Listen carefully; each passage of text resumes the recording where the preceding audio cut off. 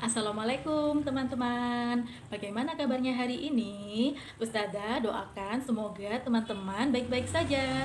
Dan semoga teman-teman tetap semangat ya belajar di rumah selama masa pandemi ini. Kita berdoa yuk semoga pandemi ini lekas berakhir sehingga teman-teman bisa kembali bersekolah lagi, bertemu dengan ustazah-ustazah dan teman-teman tercinta.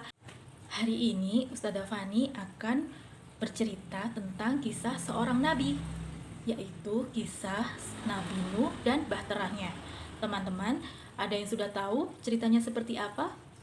Jika ada yang belum tahu, kita simak ya cerita dari Ustazah Fani. Terima kasih. Nabi Nuh diutus oleh Allah setelah meninggalnya Nabi Idris. Nabi Nuh adalah nabi yang sabar dan sangat cerdas.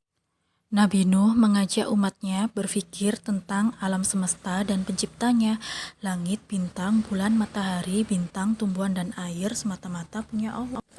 Menyadarkan seseorang dari kebiasaan menyembah berhala bukanlah perkara mudah.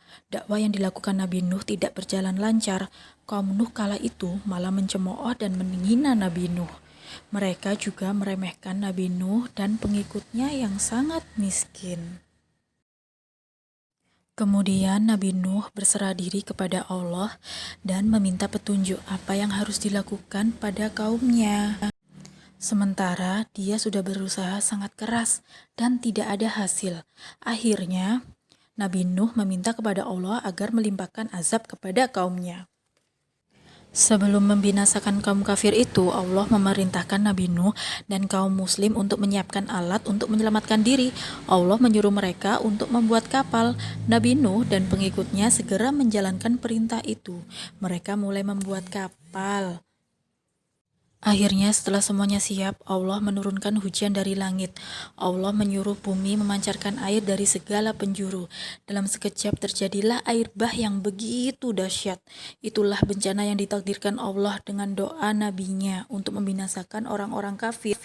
Sementara itu, kapal berlayar dengan perlindungan Allah dan pemeliharaannya.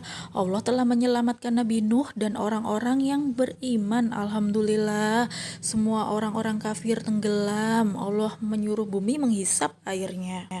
Kemudian Allah menghentikan badainya.